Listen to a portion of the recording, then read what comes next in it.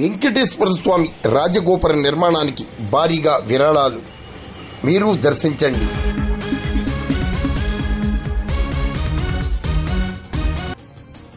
కాకినాడ జిల్లా పెదపూడి మండలం గొల్లల మామిడాడ సూర్యనారాయణపురంలో శ్రీ అలివేలుమంగ పద్మావతి సమేత వెంకటేశ్వర స్వామి ఆలయ రాజగోపుర నిర్మాణానికి భారీగా విరాళాలు లభిస్తున్నట్లు ఆలయ ధర్మకర్త నల్లమిల్లి పద్మనాభరెడ్డి, కన్వీనర్ నల్లమిల్లి మోహనరామ గంగాధర్ రెడ్డి తెలిపారు.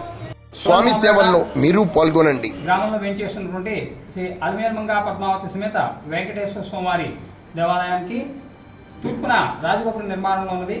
ఈ రాజగోపురం నిర్మాణంకు ఆలయ వ్యవస్థాపకులైనటువంటి